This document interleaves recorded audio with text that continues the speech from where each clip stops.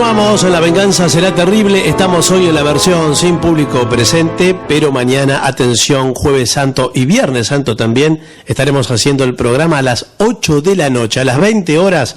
Los esperamos en el Caras y Caretas, en la calle Venezuela 330 de nuestra querida Buenos Aires. Hablaremos esta noche de oradores griegos, más precisamente de oradores áticos, es decir, del área metropolitana de Atenas. Digamos que de la sofística nació la oratoria, y en la confección de discursos los griegos fueron los mejores.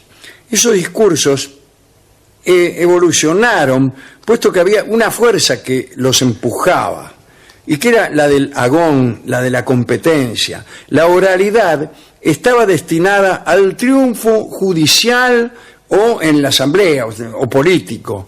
Es decir, que el discurso servía para competir y para ganar algo, para ganar un juicio o para ganar una discusión política.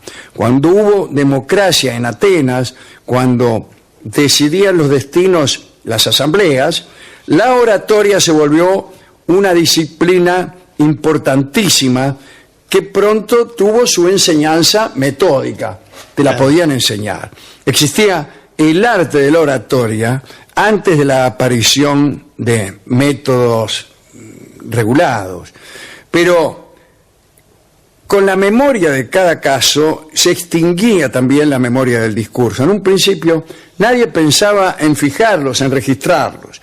Solo con el desarrollo de los tribunales y con las ocasiones habituales de discursos que allí se presentaban, pudo formarse un arte sistemático y teórico. Eso debe haber sucedido primero en Sicilia, más o menos en la época de la expulsión de los tiranos, allá por el año 466 a.C. Con la huida de los tiranos se hicieron valer una multitud de reclamos privados que habían estado siempre callados. Y entonces se habló y se entendió que había unas reglas para hablar. Aparecieron los que recomendaban, por ejemplo como Gorgias, expresiones poéticas, aunque estuvieran en desproporción con la vulgaridad del tema tratado. Para dar a su discurso un adorno, estos oradores que seguían la escuela de Gorgias buscaban hipérboles, expresiones extrañas, figuras no usadas o no usuales para deslumbrar a todos. Acá dice a los incultos, pero yo diría que a todos. Estaban los que eran enemigos también de toda pompa metafórica. Entre ellos figuraba Tucídides, además de eludir metáforas, sinécdoques, metonimias, anadiplosis, epanalepsis y ségumas. Este hombre eludía también las pompas escénicas. Se mantenía Tucídides en pie, sin moverse, envuelto en un manto, siempre con la misma altura de voz, el mismo tono, y a eso le llamaba elegancia. Después surgieron otros como Cleón, que hacía usufructo del cuerpo. Cleón corría por toda la tribuna oratoria como si fuera Axl Rose, y se golpeaba la cadera y revoleaba el manto y todo eso. Demóstenes insistía, más allá de la retórica, en la buena dicción y en los vaivenes del volumen de la voz. En eso existía Demóstenes. Detengámonos un poco más en otros oradores áticos. Ahí estaba Antifón, que había nacido en el 480 a.C. Era hijo de Sófilo, que era un sofista. Antes de dedicarse a la retórica, escribió varias tragedias. Al no conseguir las ventajas económicas que esperaba, ni ninguno de los premios que se entregaban todos los años, hizo algo notable que lo lanzó a la oratoria. Dice Burckhardt, Jacob Burckhardt, el autor de la mejor historia de Grecia que anda por ahí, decía: Aristófanes escribió alguna vez que mediante discursos el espíritu se levanta y el hombre se eleva. La manera más impresionante con que alguien plasmó eso fue la que desarrolló Antifón. Antifón abrió en Corinto una tienda de consuelo, repito, una tienda de consuelo, diciendo que podía consolar a los tristes mediante discursos. Cuando llegaba la gente, el tipo la escuchaba y luego minimizaba las desgracias ajenas con unas conferencias consolatorias. Claro. Un psicoanálisis inverso. Exactamente. Inverso. Sí, sí. Esto debe corresponder a lo más importante de cuanto el discurso humano ha pretendido, opina Burkhardt. Antifón tuvo numerosos clientes, no pacientes, pero el problema de la mayoría de los desgraciados era que no tenían ningún dinero. Claro. Entonces no le podían garpar. Harto de escuchar a insolventes, Antifón dejó sus discursos de consuelo y entonces se dedicó a la enseñanza de la oratoria. Abrió una escuela en Atenas a la que se dice concurrió el ya mencionado Tucídides. Dicen que Antifón fue el primero en escribir discursos para aquellos que los necesitaban en los juicios, en los procesos. No pronunció ninguno delante del pueblo, ni tampoco se metió voluntariamente en ninguna disputa, pero sí escribía ejercicios retóricos para litigantes y se los vendía. O sea, vos tenías un juicio, no sabías qué decir, claro, ibas y le comprabas argumentos y discursos a Antifón.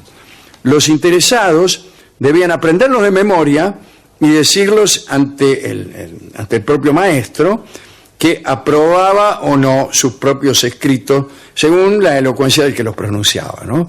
Se observaba que las palabras escritas no se condecían con la boca del hablante, entonces corregía el trabajo. Por ejemplo, cuando Antifón debió defender a un hombre tímido y asustado, le escribió un discurso en que lo hacía lamentarse de su ineptitud para hablar. Y en la voz del tímido hacía recordar a cuantos que no sabían hablar, que no hallaban crédito a sus palabras y se habían hundido por eso, ¿no? Mientras que otros que sabían mentir encontraban salvación. Pero eso lo trabajaba también con el tono. El tipo lo adaptaba al interlocutor. Yo, que sí, no sé hablar... Así no, yo que carezco del don maravilloso de la palabra. Bueno, no. Bien. Antifón fue miembro del gobierno de los 400 y fue enviado a Esparta como embajador para conseguir la paz. No le fue bien. Lo acusaron de alta traición y fue condenado a muerte por haber desempeñado la embajada en perjuicio de Atenas, y también por haber realizado la travesía a Esparta en un barco enemigo. Un traidor. Un traidor. Sí. No, bueno. Otro orador famoso fue Esquines. Nació en el 389 a.C. Su papá se llamaba Atrómito, o Atromito. Tenía una escuela de primera enseñanza. Y su mamá, Glaucotea, era timbalera en los ritos de Dioniso. Quiero decir... que tocaba el timbal, no que jugaba al chinchón. No era timbera. Claro. Esquines tenía dos hermanos, Filocate y Afogeto. Sí. ¿Qué tal Afogeto? Son dos payasos. Claro. Filocate y Afogeto son dos payasos. Antes de dedicarse a la oratoria, Esquines fue gimnasta y actor. Parece que tenía una voz extraordinaria. Una compañía de teatro lo empleó por cierto tiempo para que representara terceros papeles en las tragedias. Se cuenta que en una oportunidad, representando a Enomao en el acto de perseguir a Pélope, se cayó en el escenario aparatosamente. Por eso, para mortificarlo, Demóstenes, el ya mencionado Demóstenes, que lo odiaba, lo tenía montado entre ceja y ceja. Se habían enfrentado más de una vez. Demóstenes llamaba a Esquines justamente Enomao. Es que en su etimología, Enomao significa infeliz. Se odiaban, vamos. En el teatro no tuvo éxito Esquines. Entonces abandonó y pasó a ser escribiente de Aristofón y de Éubulo, dos personajes importantes de Atenas. Así empezó a entrar en conocimiento de los negocios públicos, de las leyes, de los tribunales, etc. Dicen que Esquines fue el segundo orador después de Demóstenes. Fue esencialmente autodidacta. Según Burckhardt, lo ayudaba su belleza. Era lindo el tipo. Enamoraba a muchos gracias a su condición de hombre apuesto. Han llegado hasta nosotros 3 discursos de Esquines. Uno se llama Contra Timarco, el otro se llama De la embajada mal desempeñada y el otro Contra Ctesifón. En este último a Esquines no le fue bien. Fue después de la batalla de Queronea, en la que los atenienses fueron derrotados. Demóstenes formó parte de una comisión para restaurar las murallas de la ciudad. Contribuyó a eso con sus propios ahorros. Ctesifón propuso, en reconocimiento, que se le otorgase a Demóstenes una corona de oro, y esto dio motivo al discurso de Esquines contra Ctesifón. Esquines se oponía, dijo, no, que corona de oro, qué sé yo. Demóstenes defendió al que quería regalarle la corona, y lo defendió bien. El discurso de Demóstenes fue irrebatible.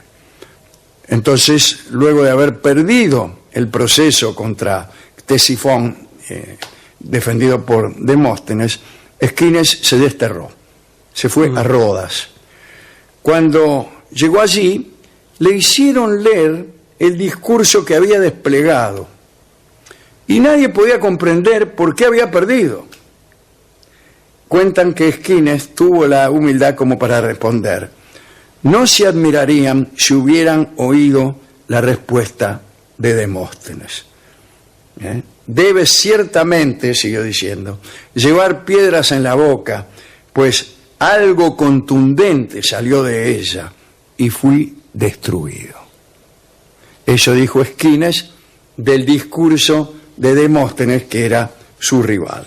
Digamos, para terminar, que los retóricos dicen que Esquines era experto en la ordenación efectista, en la argumentación minuciosamente gradual, que sumaba pruebas dejándolas más fuertes para el final. Eran todos muy teatrales. Esto es lo que tenemos que decir hoy de oradores griegos, aprovechando que es el Día de la Madre. No, no es ni el Día de la Madre, y además tampoco tiene nada que ver el Día de la Madre con los oradores. Bueno, ahora, ¿cuántas cosas permanecen de estas reglas de la oratoria? Muchas. Por ejemplo, las figuras retóricas se siguen llamando igual a como se llamaban antes. En el libro que se llama Agorgias, que fue publicado hace algunos años por Hispamérica, que era un libro donde recogían los textos conservados de Gorgias, que era uno justamente que utilizaba todas estas figuras. Está lleno de notas al pie en donde se explica qué significa exactamente cada una de las figuras retóricas, de los tropos, etcétera, etcétera, ¿no? Que son muchísimos. Y prometo una charla exclusivamente sobre ese asunto. Escucharemos ahora, en esta vindicación de la palabra que hemos hecho, la canción que se llama Parole, Parole, en la interpretación de Mena con Alberto Lupo.